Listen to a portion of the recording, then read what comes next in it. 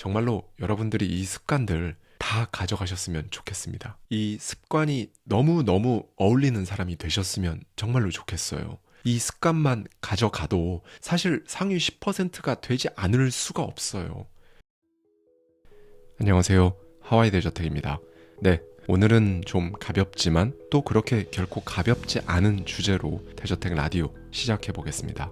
오늘 함께할 책은 미즈키 아키코의 퍼스트 클래스 승객은 펜을 빌리지 않는다예요. 제목이 시선 강탈이어서 집어들었는데 우리 구독자님들이 꼭 아셨으면 좋겠다 하는 내용들이 있어서 저의 생각을 더해 여러분들과 함께 이야기 나눠보고자 합니다. 일단 저자는 일본 항공사와 외국 항공사를 넘나들면서 16년 동안 승무원으로 근무했고요. 주로 1등석 퍼스트 클래스를 담당했습니다. 일반적으로 300석 비행기의 경우 퍼스트 클래스 좌석은 9석 정도인 경우가 많죠. 300석 중 9석이면 전체 좌석 수의 약 3%에 해당하는데요. 일본의 경우 퍼스트 클래스를 실제로 이용하는 고객은 전체 인구 수의 2에서 3% 정도라고 합니다. 보통 성공한 사람 중에서도 성공한 소수만이 타는 이 퍼스트 클래스, 어떻게 보면 비행기의 이 퍼스트 클래스야말로 성공의 밀도가 가장 높은 공간이 아닐까 싶습니다. 그래서 많은 분들이 퍼스트 클래스 궁금해서 직접 타봤습니다, 이런 브이로그 영상 올라오면 정말 많이 눌러보시거든요. 그래서 이제는 뭐 1등석 타러 가는 길, 기내 서비스, 기내식은 뭐가 나오나 이런 건 사실 다 아실 거예요. 저와 여러분, 우리도 다 퍼스트 클래스 탈 사람들이잖아요. 그러면 이제 알아야 할 게 따로 있습니다. 저자는 이 1등석을 타는 사람들이 공통적으로 보이는 습관이 있다. 이거는 여기서만 알 수 있고 이 습관은 진짜 절대로 평범하지 않다는 걸 캐치한 거죠. 무려 16년 동안 1등석 승무원으로 근무하면서 자기만의 이런 빅데이터가 누적되다 보니까 이게 성공한 사람들이 공통적으로 가지고 있는 습관이구나 라는 사실을 깨달은 겁니다. 그리고 그 별거 아닌 것 같고 사소한 남다른 습관이 결국 큰 성공을 불러온 거구나 라고 확신을 한 거예요. 다만 퍼스트 클래스에 타는 승객이라고 해서 모두 본받을 만한 사람은 아니겠죠. 언제나 그렇듯 우리는 본받을 자격이 있는 멘토들의 인사이트만 본받을 거니까요. 저자는 퍼스트 클래스 승객 중에서도 특히 자신의 힘으로 기업을 일군 자수성가 부자에게 관심이 많았다고 해요. 그 사람들이 공통적으로 하는 그 습관을 그냥 그대로 따라해 봤더니 저자는 그저 월급만 받던 삶에서 자기 삶을 스스로 정하는 한 기업체의 CEO이자 자수성가 부자가 된 겁니다. 그리고 이런 인사이트를 담아서 일본에서 베스트셀러 작가도 됐고요. 저자는 이렇게 말합니다. 그들은 대화법, 메모하는 방법, 발성, 주위 사람들을 대하는 태도, 걷는 자세, 독서법, 시간 관리법까지 성공한 사람들에겐 그야말로 그들만의 습관 DNA가 있었습니다. 라고 말이죠. 그들의 작지만 남다른 습관, 제대로 살펴보지 않으면 아무도 캐치 못할 그 습관. 그 첫 번째는 비행기에서 신문을 잘 읽지 않는다는 겁니다. 그냥 아무 생각 없이 들었을 땐 싶으시죠? 네, 한 번 더 생각하면 답이 너무 쉽죠. 너무나도 당연하게 이들은 언론에 보도된 중요한 이슈들은 이미 읽어서 다 알고 오는 거죠. 굳이 신문을 또 읽을 필요가 없는 겁니다. 비행기에서 승객들을 위해 신문이 서비스 되잖아요. 그런데 유독 이 퍼스트 클래스에서는 신문을 가져달라는 요청이 드물었다고 해요. 그래서 저자는 처음엔 퍼스트 클래스 승객들은 신문을 안 읽는 줄 알았다고 합니다. 나중에 알고 보니까 특히 이 사람들은 차로 이동하면서 또 공항 라운지에서 신문을 꼭 읽는 거죠. 이들에게 이건 너무 당연한 습관이었던 겁니다. 저자가 20대 시절에 나이 지긋한 승객 한 명이 아침 비행에서 진짜 너무 아무렇지 않게 자신에게 이렇게 물어왔다고 합니다. 이 항공사 말입니다. 요즘 굉장히 적자라고 아침 신문에 실렸던데 회사 내부에선 어떤 이야기가 오가고 있나요? 다음번 성과급 금액에도 영향을 끼칠 텐데요. 20대였던 저자는 당시 신문을 읽지 않았었다고 해요. 그래서 이럴 때일수록 응원해주시는 승객을 위해 최선을 다한다는 진짜 뻔한 답변밖에 할 수 없었다고 하고요. 이 일을 계기로 저자는 부자의 반열에 들어가는 그 첫 번째 신문 읽기를 자기만의 스타일로 커스터마이징해서 하루 일과에 편입시켰습니다. 네, 여러분. 사실 최근에는 인터넷, 스마트폰으로 쏟아지는 뉴스를 보기 때문에 신문을 안 보는 사람들이 훨씬 많지만 한 가지 결정적인 부분이 있어요. 여러분의 평소 성향에 따라 정보를 선별해서 보게 된다는 겁니다. 유튜브 알고리즘이 대표적이죠. 그런데 부자가 되려면 단순히 최신 정보뿐 아니라 각종 경제, 국제 동향, 사회 현상의 맥락을 파악해야 한다는 겁니다. 그리고 스마트폰으로 기사를 보게 되면서 그냥 관심 있는 것들이나 눈에 확 띄는 제목이 붙어있는 기사 몇 개만 선별적으로 눌러보게 되잖아요. 저자는 그것보다는 결국 중요한 건 전체 맥락, 그러니까 흐름을 파악하는 게 중요하기 때문에 이럴 땐 정보의 구성이 잘 짜여진 신문만한 게 없다고 강조를 합니다. 저자는 또 재밌는 이야기를 들려주는데요. 퍼스트 클래스 승객의 겉모습에서 찾을 수 있는 대표적인 특징으로 짐이 가볍다는 점을 들 수 있다. 그렇게 가벼운 가방 하나와 다른 한 손에는 늘 책을 들고 있다. 퍼스트 클래스 승객들은 유독 활자 중독이라 부를 만한 사람들이 많다. 승무원 당시에는 비행기가 마치 독서실이 아닐까 싶을 정도로 책을 읽는 승객들이 많았다. 주스나 커피 한 잔을 옆에 두고 독서 등을 켜고 두꺼운 책에 푹 빠진 승객이 많았다. 성공한 사람들에게는 독서가 단순한 오락이나 시간 때우기가 아닌 삶의 일부다. 성공에 있어 책은 분리할 수 없는 필수 존재다. 어느 날부터 나는 퍼스트 클래스의 승객이 어떤 책을 읽는지 유심히 살펴보았다. 그들은 유독 역사서를 읽었다. 왜 승객들은 역사서를 많이 읽는 것일까? 역사 속의 위인에 대해 책을 많이 읽는 것은 무의식 중에 자신의 멘토를 찾고 있기 때문이 아닐까. 일을 하면서 또는 인생을 살아가면서 현명한 가르침을 얻을 수 있는 정신적인 스승 말이다. 네, 이들은 시중에 나오는 베스트셀러나 최신 유행하는 예쁜 표지보다는 다소 투박하고 묵직한 책을 주로 읽었다고 해요. 워낙 많은 책을 읽다 보니 자신만의 내공과 안목이 생겼고 그게 여과 없이 드러나는 거겠죠. 더 중요한 공통점은요, 이 책이 결코 깨끗하지 않다는 겁니다. 저자는 말하죠. 책 구석구석에 메모를 남겼고 책 귀퉁이가 접혀 있거나 종이 냅킨 같은 것이 꽂혀 있는 경우도 많았다. 포스트잇으로 군데군데 표시를 해놔 나중에 찾기 쉽도록 분류하는 모습도 눈에 띄었다. 일종의 지식 경영이라 할 수 있겠다. 네, 메모. 여러분, 오늘 가장 중요한 핵심 키워드가 나왔습니다. 일단 퍼스트 클래스 승객들은 저자가 만난 이래 진짜 단 한 번도 저자에게 펜을 빌리지 않았다고 합니다. 저자는 말하죠. 기내 서비스 중에서 가장 큰 비중을 차지하는 식사 시간이 끝나고 나면 면세품 판매와 입국 서류 배부, 취침 준비 등으로 승무원들은 다시 한번 분주한 시간을 보낸다. 특히 이 시간대에 비행기 통로를 지나가다 보면 최소 10명 정도의 승객이 펜을 빌려달라고 부탁한다. 그래서 승무원들은 보통 유니폼 주머니에 볼펜을 2자루 끼워둔다. 그런데 놀랍게도 퍼스트 클래스에서 근무할 때는 펜을 빌려달라는 부탁을 받은 적이 단 한 번도 없다. 갖고 있던 펜이 잉크가 다 떨어져서 빌려야 했던 승객은 있었지만 아예 펜을 가지고 있지 않으니 빌려달라는 부탁을 받은 적은 없었다. 퍼스트 클래스의 승객들은 항상 메모를 하는 습관이 있기 때문에 모두 자신만의 필기구를 지니고 다녔다. 자신의 펜으로 작은 입국 서류에 정자체로 정성껏 이름을 적었다. 본인만의 펜을 가지고 다니는 겁니다. 이건 정말 중요한 포인트예요. 이게 왜 중요한지 저자는 이렇게 말합니다. 퍼스트 클래스 승객들은 얼마나 세세한 내용까지 메모를 하는지 모른다. 보고 있는 내가 깜짝 놀랄 정도였다. 메모를 하는 것은 퍼스트 클래스를 이용하는 경영자들이 공통적으로 가진 습관이었다. 퍼스트 클래스 승객들은 비행기 승무원과 이야기를 나눌 때도 자주 메모를 했다. 승무원이 말하는 내용을 계속 적어 나가는 것이다. 상대방이 내 말을 메모하고 있는 모습을 보면 대충 얼버무리거나 쉽게 말로 넘어가면 안 되겠다는 생각이 들 것이다.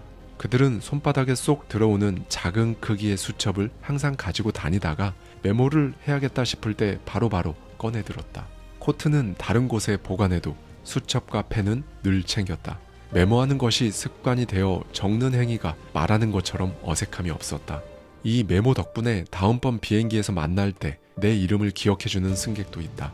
보통은 눈인사만 하고 넘어가도 반가운데 내 이름을 불러주며 반갑다고 말하는 승객에게는 아무래도 더 정성이 가기 마련이었다. 이름을 기억하는 것이 얼마나 대단한 일인가 싶겠냐마는 나의 경우 내 이름을 기억해주는 승객에게 더 각별한 정성을 쏟게 되었다. 이후 이름을 불러주며 메모하는 작은 정성의 힘을 깨닫고 내가 훗날 사업을 하게 되었을 때 나 역시 한 번 본 사람의 이름을 메모하고 기억해 이름을 불러주곤 했다. 이 작은 습관이 내가 여러 비즈니스 파트너들과 좋은 관계를 맺는데 큰 도움이 되었다. 네, 여러분. 그러니까 한마디로 정말 삶에 완벽히 녹아든 메모가 중요하다는 거죠. 그러면서 저자는 이렇게 덧붙입니다. 그들은 승무원에게 질문을 할 때도 메모를 하면서 우리의 이야기를 진지하게 경청했다. 퍼스트 클래스 승객은 비행기를 한 번 타는데 2천만 원 가량에 달하는 비용을 지불하는 사람들이다. 그런 사람이 우리 같은 새파랗게 젊은 친구들의 발언을 가볍게 여기지 않고 메모까지 하면서 진지하게 듣고 있는 것이다.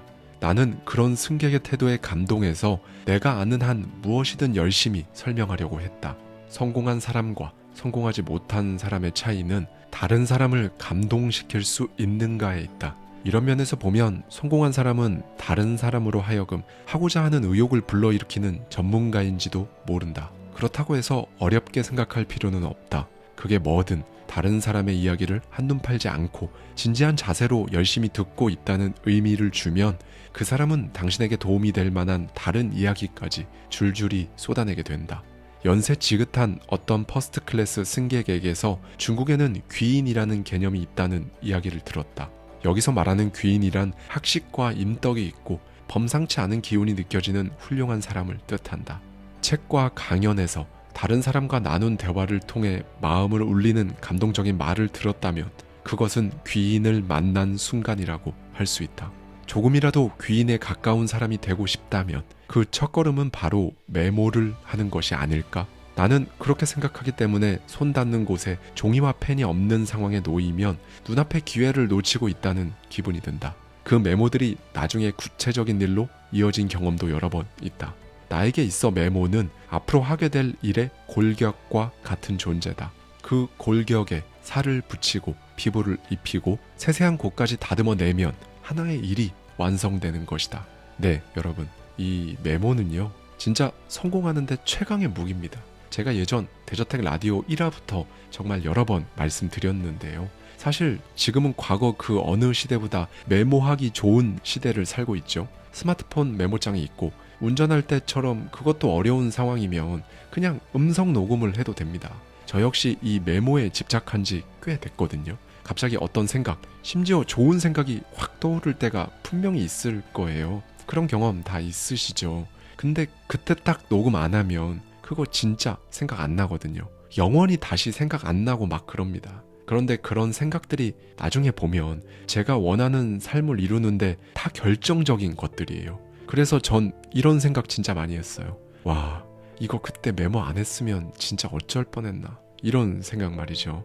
그런데 여러분, 생각보다 메모를 안 하시는 분들이 의외로 많습니다. 무엇보다 메모를 해본 적이 별로 없으면 사실 뭘 어떻게 메모하면 좋을지 모르겠다는 반응을 보이기도 하고요. 다른 사람의 말을 받아 적을 때 그 말을 그대로 전부 적을 필요는 당연히 없어요. 쓰는 속도가 말하는 속도보다 느리기 때문에 메모할 때는 들은 내용을 요점만 간추려 적는 겁니다. 짧은 메모만 보고도 메모를 한 당시 그 장소에서 있었던 일이 마치 지금 눈앞에 펼쳐지는 것처럼 실감나게 딱 떠오르면 그게 바로 완벽한 메모인 거죠.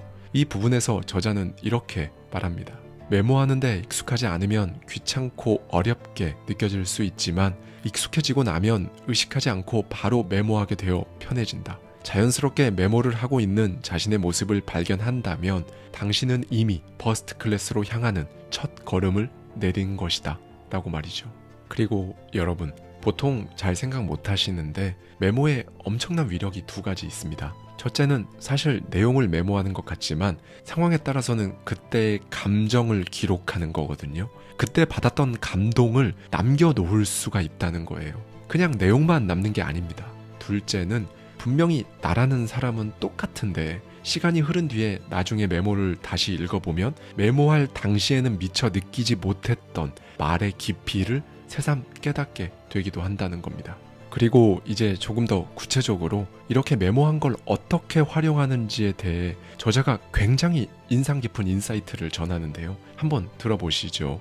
퍼스트 클래스에서 일하는 동안 나는 주머니에 종이카드 몇 장 넣어두었다가 메모 용지 대신 사용하는 사람들을 자주 볼 수 있었다. 카드를 준비했으면 여기다 머릿속에 떠오르는 아이디어를 쭉쭉 적어나간다. 한 장의 아이디어에 하나를 쓰는 것이 원칙이다.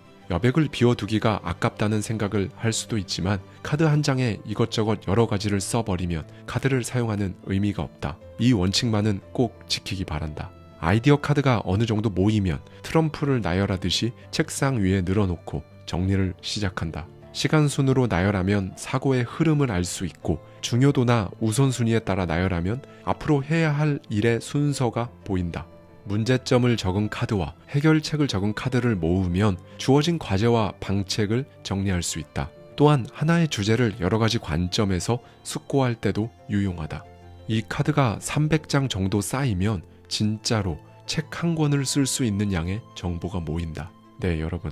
저는 이 부분이 굉장히 인상 깊었는데요. 여러분은 어떤 생각이 드셨나요? 그리고 이제 여기서는 약간 인사이트를 넘어 와 하는 말이 나오기도 하고 약간은 충격받는 분들도 계실 거예요. 그런 내용이 나옵니다. 바로 들어보시죠. 특히 짐 정리를 끝낸 승객들은 할 일을 정리하는 승객이 많이 있다. 그런데 이 할 일은 놀라지 마라. 비행기 안에서의 할 일 목록이다. 도착지에서 뭘 할지 이런 목록이 아닌 것이다. 정말 특이하다. 식사와 취침, 먹는 것, 독서 시간, 간단한 업무, 영화 시청을 한다면 뭘 볼 것인지 도착 후 스케줄까지 기내에서 정리한다. 때에 따라 취침 시간을 분배하기도 한다. 또 특이한 건 비행기 안에서 정신없이 일에 매달리는 승객들이 간혹 있는데 퍼스트 클래스에선 그런 모습을 찾아볼 수 없었다. 1등석 승객들은 대체로 목적지에 도착한 뒤 곧바로 완벽한 컨디션을 발휘할 수 있도록 태세를 정비하는 데 초점을 맞춘다. 네, 여러분.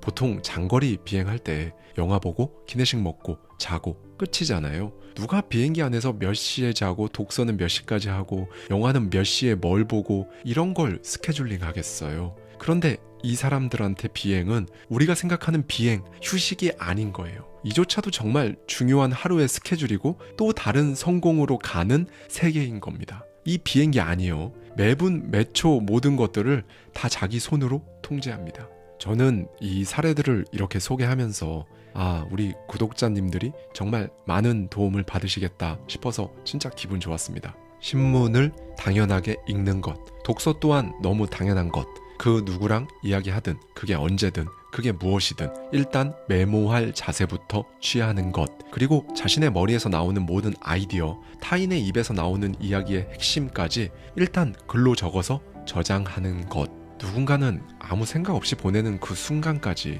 모조리 자신의 손으로 통제하는 것, 정말로 여러분들이 이 습관들 다 가져가셨으면 좋겠습니다. 이 습관이 너무너무 어울리는 사람이 되셨으면 정말로 좋겠어요. 이 습관만 가져가도 사실 상위 10%가 되지 않을 수가 없어요. 여러분, 다른 사람한테 여러분이 얼마나 훌륭하고 잘난 사람인지를 큰 목소리로 얘기하는 것보다 메모를 하면서 다른 사람의 이야기를 성의 있게 듣고 그 메모를 통해 그 사람들한테 도움이 되는 일, 기뻐할 만한 일을 할 때 사람들은 더 감동받아서 스스로 여러분을 위해 움직이려고 할 겁니다. 지금은 사실 돈만 있으면 손에 넣지 못할 게 없는 시대라고 하죠. 그런데 평판은 돈으로 살 수 없어요. 네, 그리고 여러분은 어차피 성공할 거기 때문에 이제부터 메모를 하지 않는 게 더 불편하실 거예요. 저자의 말처럼 메모할 수 있는 환경을 곳곳에 두고 그게 뭐든 다 적으세요. 누구를 만나지 않더라도 내 아이디어라도 그냥 다 적는 겁니다. 그리고 저자는 놓치면 안 될 포인트를 하나 더 이야기해 주는데요. 내가 또 감탄한 성공한 이들의 아주 작은 습관이 있다. 퍼스트 클래스의 승객은 자신의 물건을 소중히 다루곤 했다. 단지 비싸서 그런 것이 아니라 자기가 갖고 있는 물건을 귀하게 여기는 습관을 갖고 있었다. 엄청난 금액을 자랑하는 그런 물건들이 아니다. 내가 기억하는 어느 기업가의 품에서 나온 건 오랜 세월 쓴 흔적이 역력한 일반 브랜드의 저렴한 만년필이었다.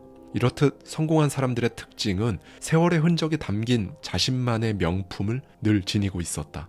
브랜드가 명품이라는 것이 아니다. 그들은 자신의 물건을 보면서 항상 초심을 되새긴다고 한다. 네, 여러분.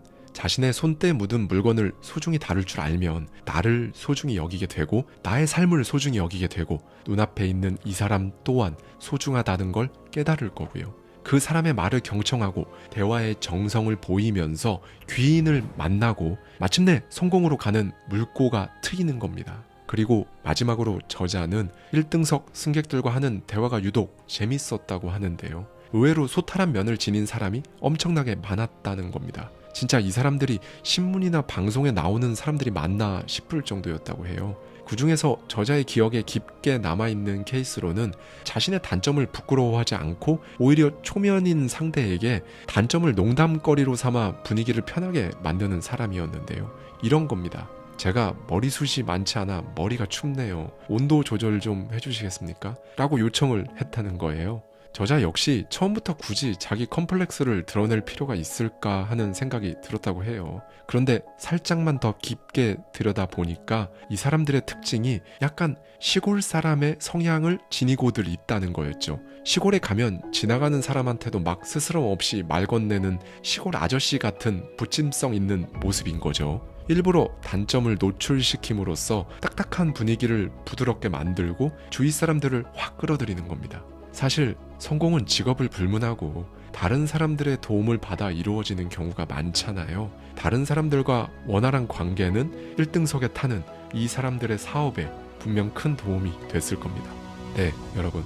그동안 제가 조각조각 이야기했던 성공하는 사람들의 그 미묘한 공통점, 그 습관을 이렇게 총망라해서 이야기해 드릴 수 있어서 저한테는 너무 의미 있는 시간이었어요. 비행기 안의 세계는요, 사실 엄청나게 계급화되어 있는 대놓고 불공평한 세상이거든요. 그런데 그걸 불공평하다고 불평하거나 나랑은 상관없다고 생각하면서 한숨만 쉬는 대신에 메모? 나도 오늘부터 한번 해봐야겠다. 이렇게 생각해 보시는 건 어떨까요? 정말 이런 작고 작은 생각의 전환이 어느샌가 여러분을 퍼스트 클래스에 탑승시켜 줄 겁니다.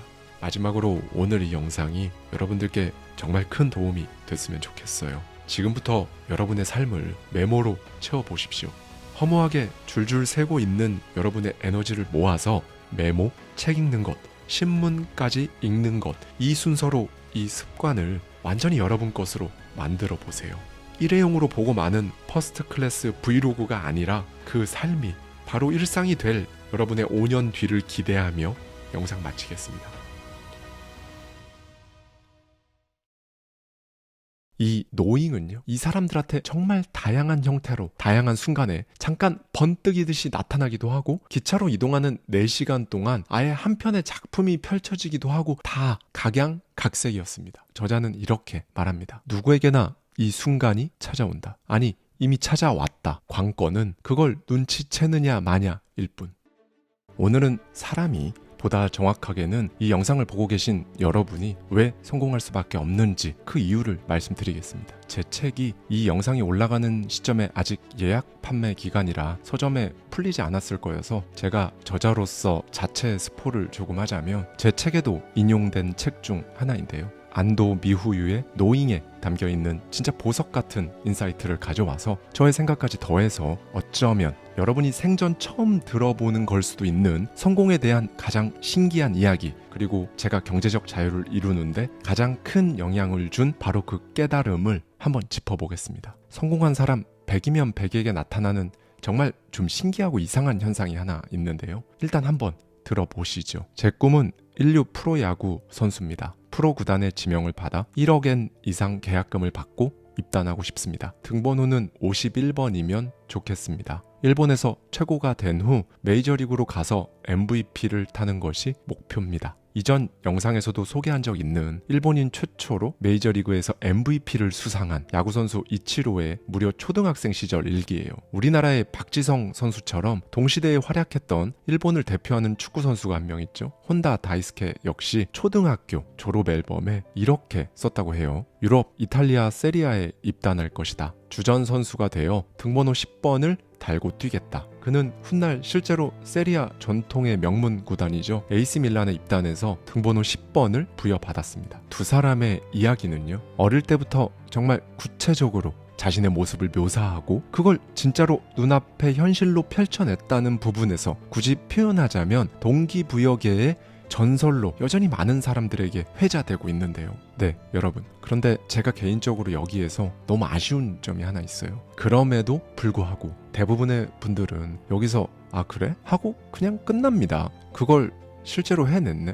그런데 나랑은 뭐 그렇구나 하고 그냥 마는 거죠. 네, 이 부분에서 딱 한 번, 여러분 정말 딱 한 번입니다. 그냥 넘어가지 말아보세요. 이제 이 스토리를 여러분의 걸로 만드는 그 작업을 저와 함께 오늘 할 겁니다. 네, 사실 이들은요, 놀라울 정도로 구체적인 목표를 세워서 그걸 막 치열하게 쫓아간 게 아니에요. 그럼 어떻게 한 거냐? 여기서부터 잘 들어주세요. 자신들의 미래 모습을 알고 있었을 뿐입니다. 제 채널을 구독한 지 얼마 안 되셨거나 이 영상을 통해서 제 목소리를 처음 듣는 분들이라면 여기서부터 뭔 소리야 하실 겁니다. 다시 한번 말씀드립니다. 어쩌면 여러분 생애 처음으로 지금까지 진짜 힘겹게 끌고 온 그 처절했던 여러분들의 모든 생각, 태도, 관점, 그런 게 다 모인 여러분이라는 사람, 지금 상태값, 그러니까 인생을 완전히 바꿔버릴 수도 있는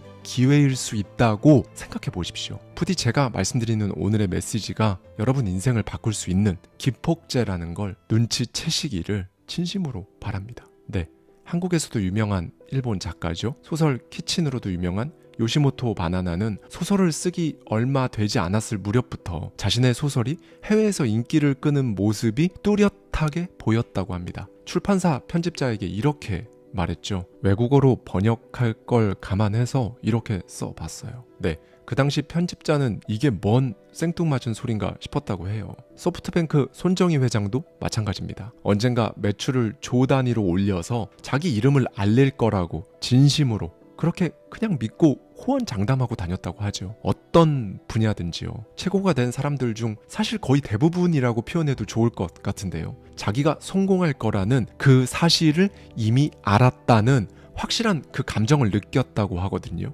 여기서 제 생각을 좀 말씀드려야 할 것 같은데요. 이 부분이 포인트입니다, 여러분. 현재의 상황과 관계없이 성공을 알고 있었고, 알고 있었으니까 의심이나 망설임 같은 게 없이 갈 수 있었던 겁니다. 이 부분이 왜 포인트라고 제가 말씀을 드리냐면요. 거의 대부분 원하는 게 있어도 현재 내 상황 때문에 소위 시작 전 포기를 하거든요. 진짜 이렇게 생각하는 겁니다. 인간적으로 나도 하고 싶지. 그렇게 되고 싶지.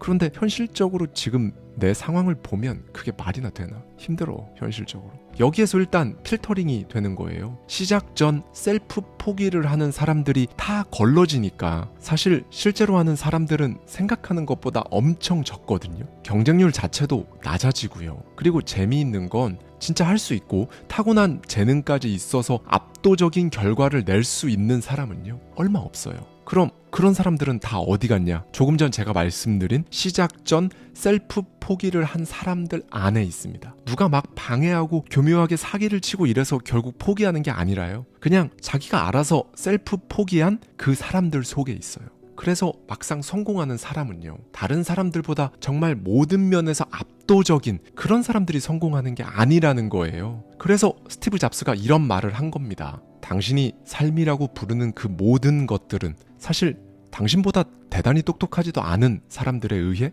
만들어졌다 라고 말이죠. 제가 뭐 스티브 잡스하고 직접 대화를 한 건 아니지만 저는 예전에 이 말을 딱 들었을 때 무슨 맥락으로 잡스가 이 말을 한 건지 감이 딱 왔었거든요. 여러분들도 이걸 꼭 정말 꼭 눈치채셨으면 좋겠습니다. 네, 다시 돌아와서요. 성공한 대부분의 사람들이 미리 알고 있었다라고 표현하는, 어떻게 보면 기현상이라고 표현할 수도 있는 이런 현상들을 봤을 때 분명히 인생을 바꾸는 뭔가가 있는 건 분명하죠. 그렇죠? 그러니까 미래에 일어날 일을 마치 미리 겪어보기라도 한 것처럼 그냥 미리 알고 있는 상태. 저자는 이걸 노잉이라고 해요. 네, 이 노잉은요, 진짜 모두가, 그러니까 사람이라면 아무나 다 경험할 수 있어요. 그런데 그게 언제 어떤 방식으로 찾아올지는 사람마다 다 다르고요. 마음대로 조절할 수도 없습니다. 그럼 어떻게 해야 할까요?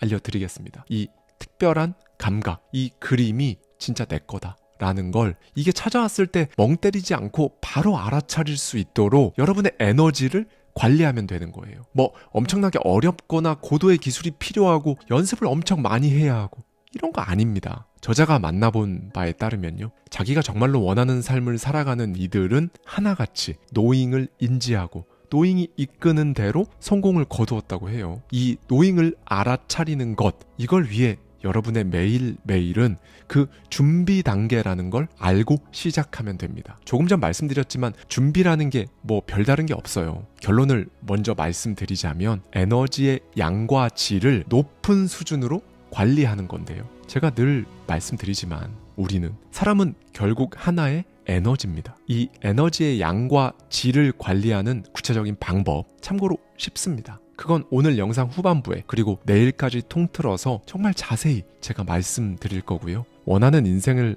하염없이 그냥 바라만 보고 한탄하는 사람은 본인의 에너지 양과 질 모두 진짜 현저하게 낮습니다. 이건 여러분도 공감하실 거예요. 왜냐하면 여러분 주위에 이런 사람들이 있을 거거든요. 어쩌면 주변에 거의 대부분 이런 사람들만 있을 수도 있고요. 이런 사람들은 이상하게 자기를 깎아내리는 대화를 굉장히 자주 하고요. 실제 속으로도 자기 자신을 깎아내리고 과소평가합니다. 그리고 표정엔 생기가 없죠. 한숨 엄청 자주 쉬고요.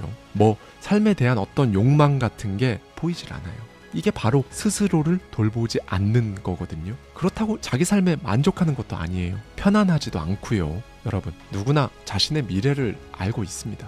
이 노잉이라는 현상이 존재한다는 사실, 그리고 이게 나한테도 충분히 일어날 수 있다는 걸 딱 인지했을 때 사람이 인생을 살아가는 방식이요, 정말 완전히 바뀝니다. 우리가 다 아는 소설가죠. 무라카미 하루키는 20대 시절 상당히 쪼들렸어요. 작은 재즈바를 운영하면서 궁핍하게 하루하루 살아가고 있었어요. 유난히 날이 좋았던 어느 봄날에 하루키는 여느 때와 다름없이 재즈바 일을 마친 뒤 야구장에 가서 맥주 한 잔을 하면서 경기를 봤습니다. 그냥 아주 평범한 날이었죠. 바로 그때 야구공이 경쾌한 소리를 내며 하늘 높이 솟아오르는 모습을 딱 보는 순간 그냥 밑도 끝도 없이 그래, 소설을 쓰자 라는 생각, 그 느낌이 든 거죠. 사실 이 스토리는 워낙에 유명해서 이미 많이들 아실지도 모르겠어요. 하루키는 책을 즐겨 읽기는 했지만 살면서 단 한 번도 소설을 써본 적이 없었거든요. 그런데 하얀 야구공이 파란 하늘을 가로지르던 그 순간에 소설을 쓸 것이다 라는 강한 확신이 들었을 뿐입니다. 여러분, 한번 곰곰이 생각해 보세요. 마음에 번잡스러움이 없는, 그리고 에너지도 넘치는 그런 날 있잖아요. 언젠가 그런 날에 내가 이걸 하겠다 혹은 하고 싶다 꼭 강한 확신이 들었던 순간이 정말로 단 한 번도 없으셨나요? 아마 그게 뭐였는지 정확히 기억 안 나도 어떤 강한 이끌림, 확신이 여러분한테 찾아온 적이 적어도 단 한 번은 있었을 거예요. 사실 살면서 그런 순간이 정말 단 한 번도 없을 수는 없어요. 여러분 스스로도 알고 있을 겁니다. 그런 순간이 단 한 번도 없었던 게 아니라 그 확신과 끌림을 그걸 어떻게 해? 라며 외면했을 뿐이죠. 아무튼 하루키는 그때의 감각을 이렇게 회상합니다. 하늘에서 팔랑거리며 천천히 내려오는 무언가를 두 손으로 딱 받아내는 느낌이었다. 네, 하루키는 야구 경기 끝나고 그냥 원고지 만년필 하나씩 산 다음에요, 집에 가서 부엌 식탁에 앉아서 바로 소설을 썼습니다. 뭐 다른 과정이 없었어요. 그날 저녁 부엌에서 그냥 바로 쓴 거예요. 그리고 이 순간이 바로 전 세계가 사랑하는 대작이 탄생하는 그 첫 번째 순간이었던 거죠. 이렇게 딱 6개월 동안 부엌에서 소설을 완성했어요. 그리고 문학상 공모전에 응모하거든요. 그리고 얼마 뒤 자기 작품이 최종 심사를 남기고 있다는 연락을 받아요. 그런데 이때 하루키는 또 한 번 이상한 경험을 합니다. 산책을 하다가 우연히 다친 비둘기를 발견해서 근처 파출소에 데려가는 길이었다고 해요. 그때 그냥 갑자기 이 문학상 받고 등단해서 소설가로 성공을 하는구나 라는 확신이 든 거죠. 네, 그리고 그의 노잉은 맞았습니다. 이때를 기점으로 그는 이전의 삶과는 정말 완전히 다른 삶을 살게 된 거고요. 여러분, 일단 저는 이렇게 생각합니다. 사실 돈에 쪼들리면서 작은 재즈바로 생계를 이어나가는 20대 청년이 야구 경기를 보면서 막 화창한 날씨를 느끼고 길을 걷다가 다친 비둘기를 봤는데 그냥 지나치지 않는 그 마음의 여유를 갖는 것 자체가 사실 쉽지 않거든요. 그렇죠? 그냥 성격이 타고나게 좀 느긋한 사람들 있잖아, 그런 유형이겠지 라고 생각하실 수 있는데 그쪽으로 접근하면 답이 없습니다. 그러니까 이 사람의 내면은요, 남들이 보는 본인의 현재 처지랑 상관없이, 즉 남들이 자기를 어떻게 보든 그런 건 연연하지 않고 단단하게 꽉 차 있던 거예요. 여기에는 하루키가 평소 책을 많이 읽었던 것도 분명히 한몫했을 겁니다. 이쪽으로 접근을 해야 해요. 다른 사람이 보는 내가 아니라요, 내가 바라보는 내 인생, 그냥 거기에만 집중했을 겁니다.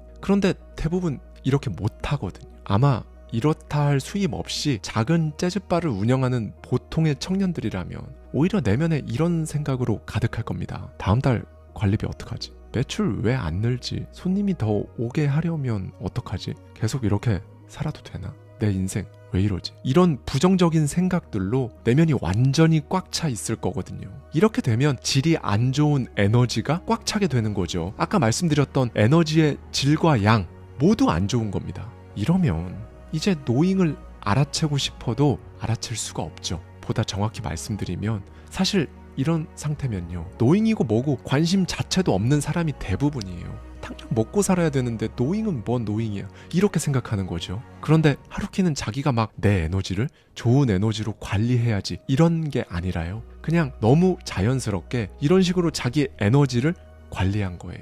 타고났든 어떻든 현재 자기 처지를 비관하지 않는 태도로 부정적인 에너지와는 거리가 먼 내면의 무언가를 계속 쌓았겠죠. 그러니까 이렇게 노잉의 순간이 딱 찾아왔을 때 캐치할 수 있었던 거고요. 네, 저자는 남들이 보기에도 저 사람 진짜 성공했다 할 만한 사람들이 이 노잉의 순간을 어떤 식으로 겪고 삶에 적용했는지 그 비율이 몇 %인지 알기 위해 정말 많은 유명인들, 성공한 사람들을 인터뷰하고 관련 서적들을 찾아봤다고 하는데요. 그런데 예외가 없었다는 겁니다. 이런 직감, 느낌을 안 받은 사람이 없었다는 거예요. 다른 세계가 기다리고 있다는 직감이 왔다. 이 곡을 만들기 전에 이미 머리에 선율이 맴돌았다. 먼저 봤다. 전부 이런 경험이 있었던 겁니다. 네, 악보를 수정한 흔적이 단 한 군데도 없어서 마치 어디선가 들리는 대로 악보를 받아 적은 것처럼 보이는 모차르트처럼 이미 존재하는 곡을 쓴 것뿐이라고 말한 밥 딜런, 비틀즈의 전 멤버 폴 맥카트니처럼, 머리에 선명한 다비드상을 조각한 미켈란젤로처럼, 해리포터의 저자 J.K. 롤링처럼, 이 노잉은요, 이 사람들한테 정말 다양한 형태로 다양한 순간에 잠깐 번뜩이듯이 나타나기도 하고, 기차로 이동하는 4시간 동안 아예 한 편의 작품이 펼쳐지기도 하고, 정말 다 각양각색이었습니다. 이 부분에서 저자는 이렇게 말합니다. 누구에게나 이 순간이 찾아온다. 아니, 이미 찾아왔다. 관건은 그걸 눈치채느냐 마냐일 뿐. 그리고 이제 여기서 제가 굉장히 주목했었고 지금도 진짜 흥미롭게 생각하고 있는 부분을 저자가 말하는데요. 시간이 과거에서 미래로 흐른다는 건 착각이다. 이 부분은 고정 댓글에 넣어드린 아니타 무르자니 국내 최초 인터뷰 편을 참고해주세요. 정확히는 7층 건물에 대한 이야기를 참고하시면 됩니다. 이분은 전신에 퍼진 말기 림프종 암으로 코마 상태에서 이제 호흡기만 떼면 죽음을 맞이하는 그런 상태에서 다시 깨어난, 그런데 그냥 깨어난 게 아니라요, 온몸에 퍼져 있던 골프공 크기만한 종양들이 전부 없어져 버려서, 그러니까 암이 갑자기 완치되어 버린 거죠. 학계와 CNN을 비롯한 미국 언론을 완전히 뒤집어 놓았던 바로 그 인물입니다. 각설하고요. 시간이 과거에서 현재 그리고 미래로 흐르는 게 아니라는 저자의 말을 이쯤에서 한번 들어보시죠. 이 불가사의에 보이는 일을 어떻게 설명할 수 있을까? 나는 시간이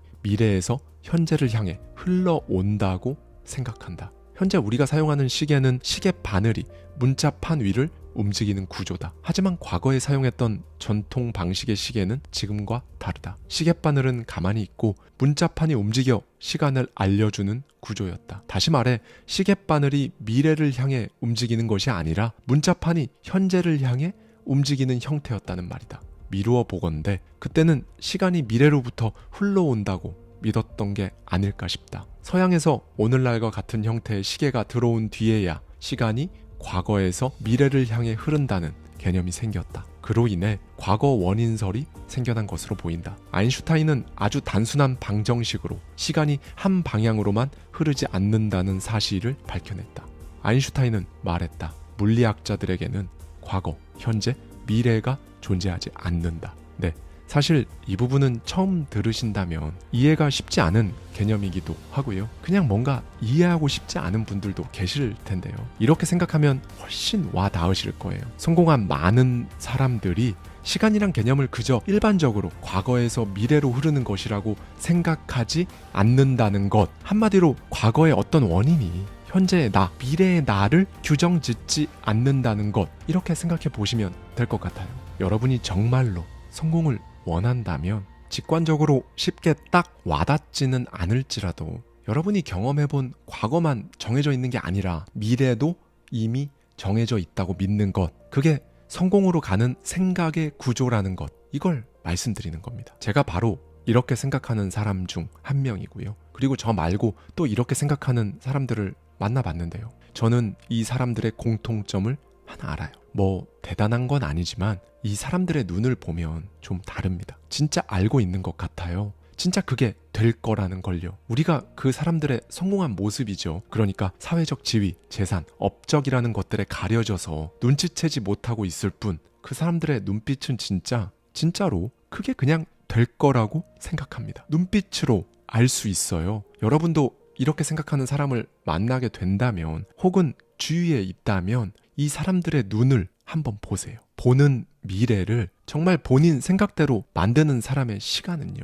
일반적으로 생각하는 시간의 흐름과는 다르게 흐른다는 겁니다. 네, 우리가 불안한 이유는요. 시간의 개념을 시간이 지금 현재에서 미래로 간다 라고 생각하고 있어서 그래요. 이렇게 생각하면 어떻게 되나요? 일단 미래를 알 수가 없다고 생각하게 되죠. 그러면 이제 미래가 막연합니다. 그러면 당연히 불안해지고요. 불안을 없애거나 확 줄이기 위해서라도 여러분은 미래로부터 생각하는 편이 훨씬 도움이 되실 거예요. 시간을 입체적으로 바라보는 것, 이겁니다. 성공한 사업가들이 정말 자연스럽게 지니고 있는 사고의 구조고요. 이렇게 생각을 하면 할수록 완전히 다른 세계가 펼쳐집니다. 그럼 미래가 이미 다 정해져 있다는 말인가요? 라고 물으실 수 있는데요. 아니요. 그런 뜻이 아니에요. 작가 바샤르의 미래를 움직이다에 따르면 현재 속의 모든 과거와 미래가 숨겨져 있다고 합니다. 현재를 어떻게 살아가느냐에 따라서 과거는 내가 마음먹은 방향에 맞춰 다르게 해석할 수 있고요. 미래는 만들어낼 수 있다는 거죠. 네,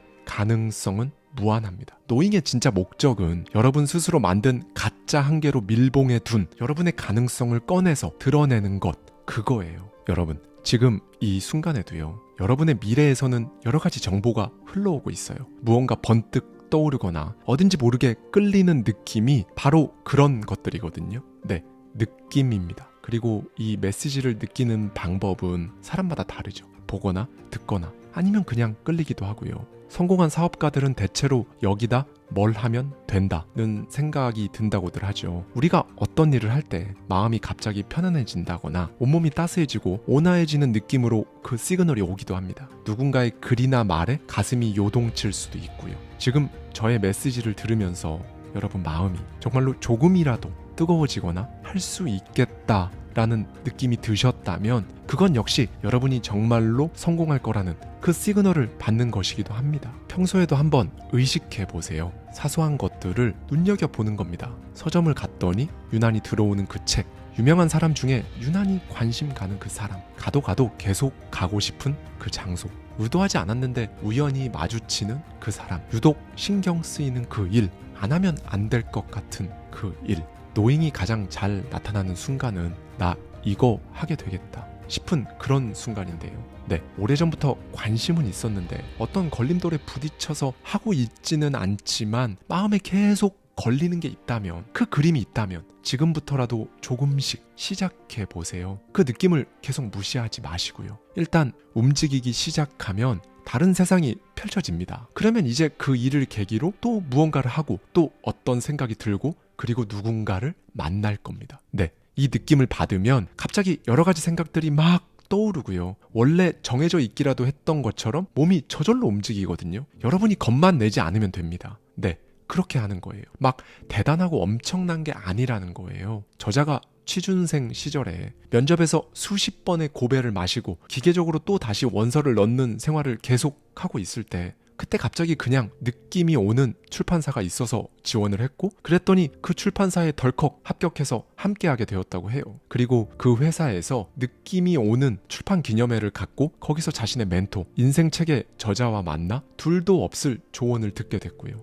그리고 프리랜서로 독립해서는 느낌이 오는 작업을 했더니 방송에 출연하게 되고 이렇게 계속 가면서 결국 큰 성공을 이뤄냈습니다. 저자는 철저히 미래에 끌려갔죠. 의미 있는 우연의 일치에 본인의 몸을 맡긴 겁니다. 이 의미 있는 우연의 일치, 이게 이제 싱크로니티라는 개념인데요. 신경정신과 의사이자 심리학자인 칼 융이 만든 개념이죠. 그러면 여기서 또 이 부분이 궁금하실 수 있어요. 그럼 평소에 여러 가지 생각이나 느낌이 많이 드는데 그냥 단순한 느낌하고 진짜 그 느낌을 어떻게 구별하냐 라는 부분이죠. 이 노잉이 일어나는 순간에는 평소에 좀처럼 겪지 못하는 인상적인 경험을 하거나 확신에 차서 몸이 움직인다고 저자는 강조합니다. 그리고 처음에는 구별할 수 없다고도 덧붙이죠. 저자는 말합니다. 오랜만에 문득 커다란 연회장에서 이벤트를 개최해야겠다는 생각이 들었던 적이 있다. 수많은 사람 앞에서 이벤트를 주도하는 내 모습이 너무 생생해서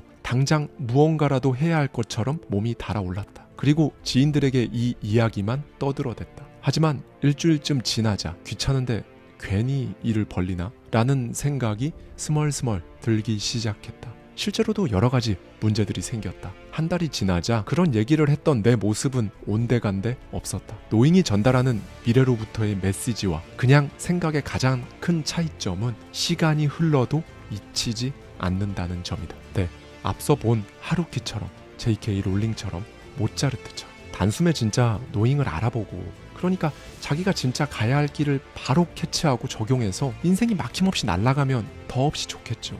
누군들 안 그러겠어요. 그런데요, 우린 다 다르잖아요. 나만의 속도라는 게 있습니다. 여러분만의 속도가 있어요.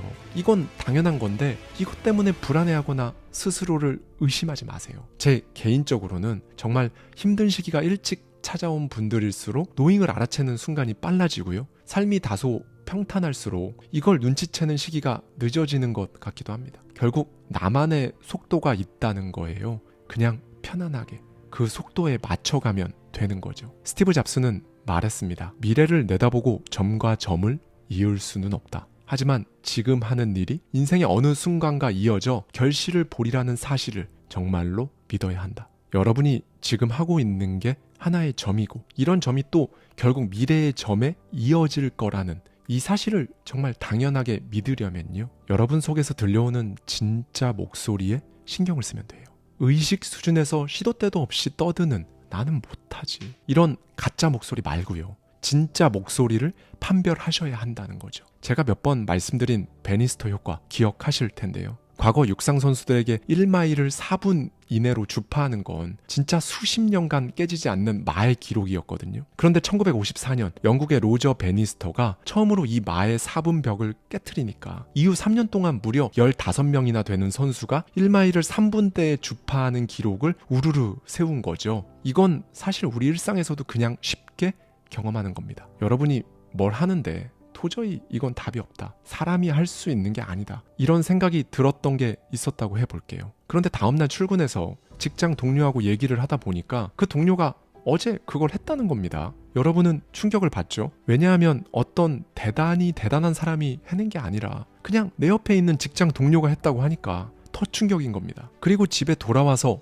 여러분은 그걸 해냅니다. 분명히 어제까지는 이게 사람이 할 수가 있나? 답이 없다, 답이. 이렇게 생각했던 건데 하루 만에 그냥 된 거예요. 하루 동안 여러분이 엄청나게 발전했다거나 연습을 1분도 쉬지 않고 했다거나 그런 것도 아니고요. 이게 일상에서 경험할 수 있는 전형적인 가짜 한계 판독 방법입니다. 네, 뭐 제가 그냥 만들어낸 개념인데요. 실제로 어제의 나의 무의식 혹은 잠재의식은 나 이거 못하지 라고 생각했었죠. 그런데 오늘의 내 잠재의식은 이거 아무나 다 하던데 나도 당연히 할 수 있겠네 라고 생각을 띄워보냈고 여러분은 그걸 할 수 있게 된 거죠. 여러분, 오늘 말씀드린 이 노잉은요, 스스로에 대한 정말 강력한 신뢰를 바탕으로 성립됩니다. 스스로에 대한 강력한 신뢰. 앞서 말씀드린 성공한 사람들 모두 본인을 이루고 있는 상황이 얼마나 거지 같든 개의치 않았어요. 자신을 믿었습니다. 그냥 의식적으로 막 나를 믿자, 이게 아니라 정말 무의식, 잠재의식의 가장 밑에서부터 믿었어요. 느낌이 오는 그걸 했죠. 한 번도 안 해봤어도 했습니다. 이게 중요하죠. 여러분 안테나에 감지된 미래의 메시지에 반응해 보는 겁니다. 일상 속에서 느낌이 오거나 나도 모르게 신경 쓰이는 그 감각, 그걸 전부 다 잡생각 취급하면서 넘겨버리지 마시고요. 해보는 겁니다. 이렇게 하다 보면 정말 중요한 게 찾아오는데요. 나에 대한 신뢰, 이게 두터워져요. 사실 다른 어떤 것보다 이게 가장 중요합니다. 나랑 친해지셔야 해요. 나를 믿는 그 찰나의 순간들을 조금씩 계속 쌓는 거죠. 그렇게 탄생하는 거예요.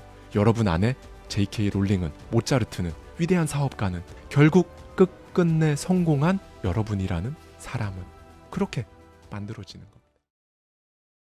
오늘은 정말 나라는 사람을 다스리는 그 본질에 대해서 이야기했습니다. 어렵죠. 눈에 보이는 개념도 아니라 한번 들어선 감도 안 잡힙니다. 뭐부터 해야 할지도 모르겠고요. 그러면 한번 더 들어보세요. 뭐부터 해야 하는지 감이 잡힐 겁니다. 네, 여러분. 인생은 항상 준비하는 시간이라고 생각하면 된다고 제가 1부에서 말씀드렸는데요. 그러니까 이 노잉이 일어나는 그 순간을 놓치지 않고 알아채기 위해 준비하는 시간인 거예요. 우리가 하는 모든 일은 점과 같아서 이 점과 점들이 인생의 어느 순간 연결되면 이제 결실을 본다는 스티브 잡스의 커넥팅 더 닷 개념에 대해서도 말씀드렸고요. 저자는 자신이 직장인이던 시절에 남들과 같이 매일 똑같은 시간에 출근해서 정해진 시간이 되면 우르르 몰려나가 점심을 먹고 그 삶을 싫다고 말하는 동료들의 모습과 거기에 동조하는 자신의 모습이 이상하다고 느꼈다고 해요. 그러면서 이런 생각이 든 거죠. 적어도 나한테는 이 삶이 이상하다, 인간답지 않아 라고 말이죠. 그 느낌, 여러분, 저 역시 직장인이던 시절에 정확히 이 느낌이 들었어요. 저는 점심시간이 그렇게 싫었거든요. 특히 밖에 나가서 맛있는 걸 먹는 시간이 그렇게 싫더라고요. 왜냐하면 나가서 좋은 사람들하고 맛있는 음식을 여유 없는 마음으로 먹어야 했으니까요. 1시까지 회사에 복귀해야 하니까 음식을 기다리면서 음식을 먹으면서 시계를 계속 보는 거죠. 특히나 벚꽃이 진짜 아름답게 피어있는 봄날은 말할 것도 없고요. 그냥 날씨가 너무 좋은 날, 그런 날 한숨 쉬면서 들어가야 하는 그 삶이 이질감이 들었어요. 마치 사포로 만든 옷을 입고 있는 것처럼 이질감이 매번, 정말 매번 들었습니다. 그리고 바꿨죠. 내 삶인데 그것도 딱 한 번인데 그렇게 살면 안 되잖아요. 지금은 언제든, 정말 언제든 날이 좋으면 걷고 차 한잔 하면서 그 좋은 날을 30분이고 1시간이고 느낄 수 있는 그런 삶을 살고 있습니다. 물론 바빠요. 제가 그동안 살면서 하지 못했던 것들을 원 없이 하느라 엄청나게 바쁘지만 핵심은 제가 다 정할 수 있다는 거죠. 제가 점심 먹고 걷고 싶으면 원하는 만큼 밖에서 걸을 수 있고, 시계를 보면서 밥 먹지 않아도 되고, 점심 먹고 한숨 쉬면서 어딘가로 끌려 들어가는 기분을 평생 느끼지 않아도 된다는 것, 이게 저에겐, 그리고 제 삶의 가장 중요한 부분이었으니까요. 다시 저자의 이야기로 돌아가 볼까요? 저자는 딱 정해진 출퇴근이나 점심시간에 자신의 시간을 쓸 필요 없이 하고 싶을 때 하고 싶은 만큼만 일하는 삶을 원했습니다. 어느 순간 저자는 이런 삶을 살아가는 자신의 그림을 본 거예요. 미국 뉴욕에서 도심 속 고층 아파트에서 노트북을 두드리며 일하는 자신의 모습을 봤다고 합니다. 그리고는 곧 자신의 느낌이 이끄는 대로 저질렀어요. 자신에게 갑자기 온 기회를 이거 기회다 라고 눈치채고 그걸 놓치지 않은 겁니다. 그리고 그는 정말로 자기가 생각한 그 지역, 그곳, 도심 속 고층 아파트에서 노트북으로 하고 싶은 일을 하는 삶을 살게 되었고요. 네, 저자는 미래가 이끄는 대로 우리가 끌려간다고 합니다. 저도 이 말에 동의하는데요. 이런 일을 겪어보지 않은 분들께는 생소할 수 있으니까 이렇게 설명하고자 합니다. 나라는 에너지의 질과 양을 잘 관리하면 알아서 좋은 일이 생기고 그 일들은 서로 연결되면서 바라는 순간이 나타난다. 네, 결국 나라는 에너지의 양과 질을 관리하는 게 중요해요. 인간은 결국 하나의 에너지라고 제가 정말 많이 말씀드렸죠. 에너지의 양이 높다는 게 뭘까요? 우리가 흔히 표현하는 카리스마,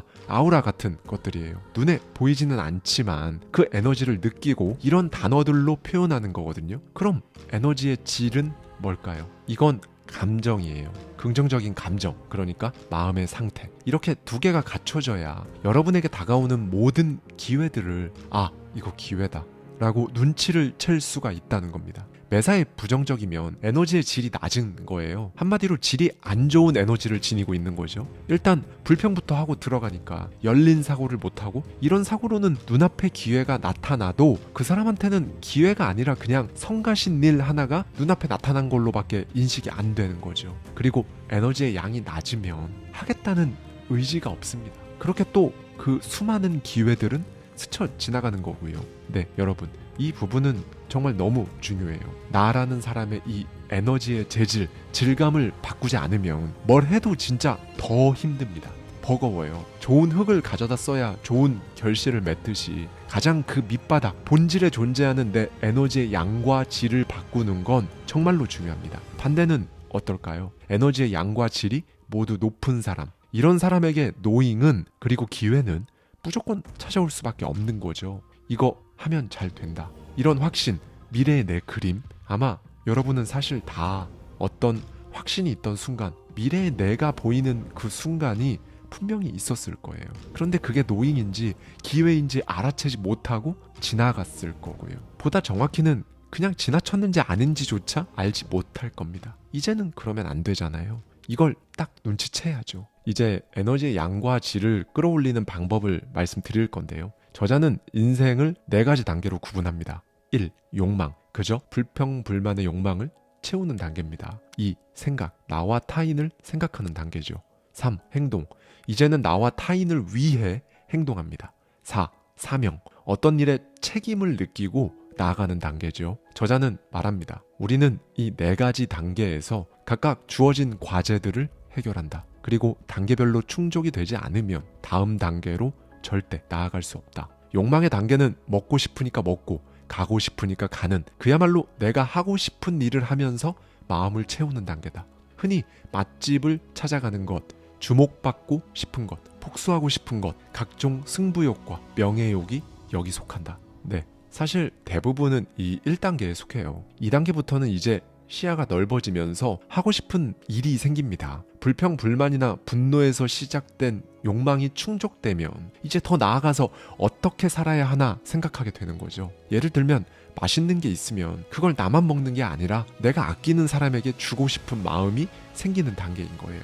그리고 3단계에서는 비로소 그 생각이 행동으로 나타납니다. 좀 더 넓은 범위의 타인을 위해 일하는 게 즐거워지죠. 이를테면 내가 맛있다고 생각한 그 가게가 코로나로 힘들어하니까 리뷰라도 정성스럽게 써야겠다, 이런 수준의 생각과 행동을 하게 되는 거예요. 그리고 이제 마지막 4단계는요, 비로소 책임감, 사명을 느끼는 단계입니다. 사실 1, 2단계에 있는 분들은요, 4단계에 있는 사람이 막 더 큰 무언가를 해야겠다라는 말을 하면 그 마음을 이해하기가 쉽지 않아요. 결국 돈 벌려고 저러는 거구나, 이렇게밖에 생각이 안 되는 거죠. 네, 이렇듯 인생에는 4단계가 있어서 우리는 각각의 단계에서 다른 단계의 사람을 이해하지 못하며 살아갑니다. 그런데 사실 누군가를 이해하고 이런 건 필요 없어요. 내가 지금 어디에 있나, 내 단계를 이해하고 나는 어디까지 갈 것인가, 이것만 생각하면 됩니다. 여러분, 분명한 건요, 각 단계를 거쳐야 한다는 거예요. 1단계죠. 자신의 욕망이 채워지지도 않았는데 다른 누군가를 행복하게 하려고 하는 2단계로 점프하는 거 쉽지 않아요. 오래 가지도 못하고요. 자신의 욕망에 솔직해진 다음에 이제 그때 바라는 바를 생각하고 이룰 수 있는 거죠. 그리고 이 노잉은요, 삶의 4가지 단계 중 어느 단계에서든 나타날 수 있어요. 여러분이 어떤 단계에 있든 여러분에게 매우 중요한 시기에 나타난다는 건 동일합니다. 그리고 에너지의 양과 질, 이 2가지가 다 높아야 노잉을 정확히 캐치할 수 있다고도 말씀드렸죠. 에너지의 양은 삶의 4단계 중에 1, 2단계, 욕망 그리고 생각과 연관이 있습니다.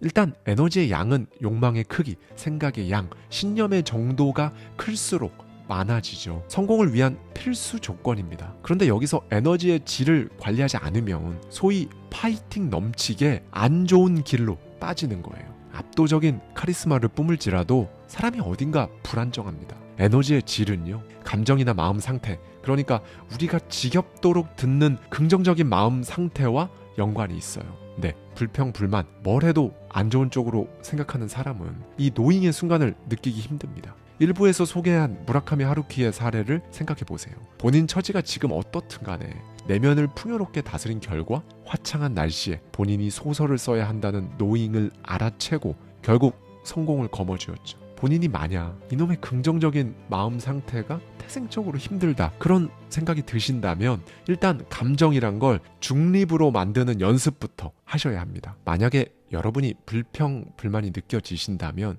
거기에는 어떤 두려움이 녹아있는 거예요. 그 두려움엔 오랫동안 품어온 여러분의 생각이나 고정관념이 고스란히 녹아있다는 걸 깨닫는 것만으로도 생각보다 인생이 많이 바뀝니다, 여러분. 그리고 이걸 파헤치는 방법은요. 여러분이 불평, 불만, 우울감이 느껴질 때마다 그 모든 상황에 왜를 붙여서 스스로와 대화를 해보는 거예요. 그게 왜 불편하지? 왜? 하다 보면 저 깊은 곳에 내가 뭘 숨기고 있는지 알게 됩니다, 여러분.